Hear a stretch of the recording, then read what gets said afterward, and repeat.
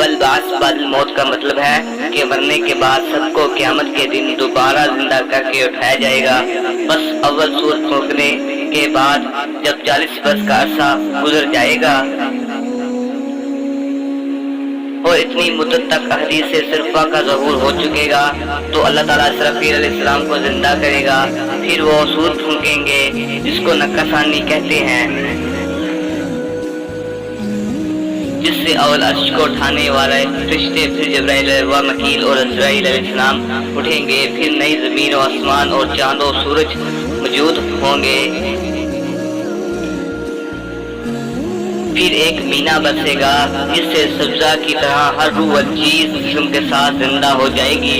اس دوبارہ پیدا کرنے اور حساب و کتاب کر کے جزا و سزا کے طور پر جنت و دوزخ میں بھیجنے کو شرح میں بعث و حشر نشر کہتے ہیں، اور اس دن کو یوم الحشر، یوم الجزا، یوم الدین اور یوم الحساب کہتے ہیں۔ اس کا منکر کافر ہے۔ سب سے پہلے ہمارے نبی صلی اللہ علیہ وسلم قبر سے اس طرح اپلائی تشریف لائیں گے کہ آپ کے دائیں ہاتھ میں حضرت ابوبکر رضی اللہ عنہ کا ہاتھ ہوگا اور بائیں ہاتھ میں حضرت فاروق اعظم کا ہاتھ ہوگا، پھر حضرت عیسیٰ علیہ السلام، پھر اور انبیاء علیہ السلام، پھر صادقین، پھر شہداء، پھر صالحین، پھر اور مومنین یہ کہتے ہوئے اٹھیں گے الحمدللہ الذی اذھب عنا الحزن ان ربنا لغفور شکور۔ پھر اور کافر اور اشرار یہ کہتے ہوئے اٹھیں گے یا ویلنا من بعثنا من مرقدنا، نیکیوں کا گروہ الگ ہوگا اور بروں کی جماعت الگ۔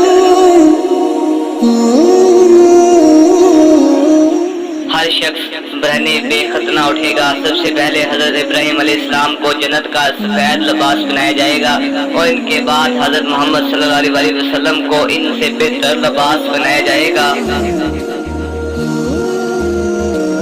ان کے بعد اور رسولوں اور انبیاء کو پھر موزنوں کو لباس بنایا جائے گا۔ پھر کوئی پیدل کوئی سوار ہو کر میدان حشر میں جائیں گے۔ کافر منہ کے بل چلتا ہوا جائے گا، کسی کو ملائکہ گھسیٹتے ہوئے لے جائیں گے، کسی کو آگ جمع کرے گی۔ اس روز آفتاب 1 میل کے فاصلے پر ہوگا۔ اس دن کی تپش ناقابل بیان ہے۔ اللہ تعالیٰ اپنی پناہ میں رکھے بھیجے ماس کھولتے ہوں گے۔ اس کثرت سے پسینہ نکلے گا کہ 70 گز زمین میں جذب ہو جائے گا۔ پھر جب زمین جذب نہ کر سکے گی تو اوپر چڑھ کر چڑھے گا، کسی کے ٹخنوں تک ہوگا، کسی کے گھٹنوں تک، کسی کے گلے تک، اور کافر کے تو منہ تک چڑھ کر لگام کی طرح جکڑ لے گا، جس میں وہ ڈبکیاں کھائے گا۔ پیاس کی شدت سے زبانیں سوکھ کر کانٹا ہو جائیں گی اور بعض کی منہ سے باہر نکل آئیں گی۔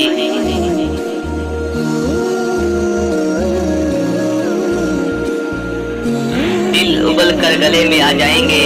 ہر شخص اکثر گناہ اس میں تکلیف میں مبتلا ہوگا۔ پھر سب کو نامال دیے جائیں گے۔ مومنوں کے سامنے سے دائیں ہاتھ میں اور کافروں کو پیچھے سے بائیں ہاتھ میں ملیں گے۔ نیکیاں اور بدیاں میزان عدل میں تولی جائیں گی۔ جس کا نیکی کا پلہ بھاری ہوگا وہ جنت میں جائے گا، جس کا وہ پلہ ہلکا ہوگا وہ دوزخ میں جائے گا۔ جس کے دونوں پلے برابر ہوں گے وہ کچھ مدت آراف میں رہے گا، پھر اللہ تعالیٰ کی رحمت سے جنت میں جائے گا۔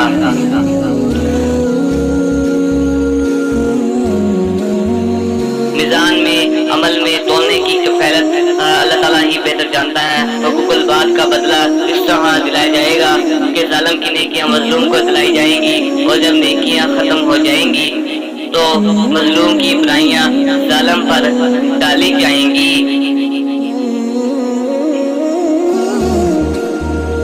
چرندوں، پرندوں اور وحشی جانوروں وغیرہ کا بھی حساب ہوگا، اور سب کو بدلہ دلا کر سوائے جن وانس کے سب کو نیست و نابود کر دیا جائے گا۔ میزان حق ہے، اس کا منکر کافر ہے۔ صراط حق ہے اور اس کا منکر بھی کافر ہے۔ میدان حشر کے گرد دوزخ محیط ہوگی۔ جنت میں جانے کے لیے اس دوزخ پر ایک پل ہوگا جو کہ بال سے زیادہ باریک، تلوار سے زیادہ تیز، رات سے زیادہ سیاہ ہوگا۔ یعنی اس پر اندھیرا ہوگا سوائے میدان حق ہے، اس کا منکر کافر ہے، پلسرات حق ہے اور اس کا منکر بھی کافر ہے، میدان حشر چلنے کا ہوگا۔ سب سے پہلے نبیوں کے سردار محمد صلی اللہ علیہ وسلم اس پر سے گزریں گے،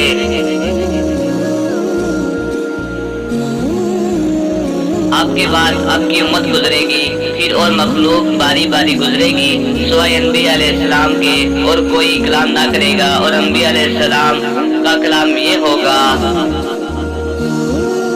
اللہم سلیم سلیم، اے اللہ سلامت رکھنا سلامت رکھنا۔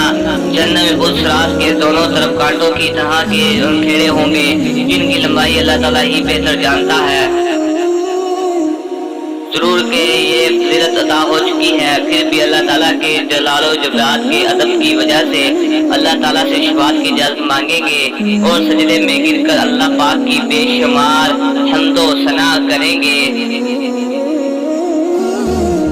پھر آپ کو شفاعت کی اجازت ہوگی، آپ بار بار شفاعت کرتے رہیں گے اور اللہ پاک بخشتا رہے گا، یہاں تک کہ جس نے سچے دل سے لا الہ الا اللہ کہا اور اس پر مرا ہوگا، اگرچہ اس نے کبیرہ گناہ بھی کیے ہوں۔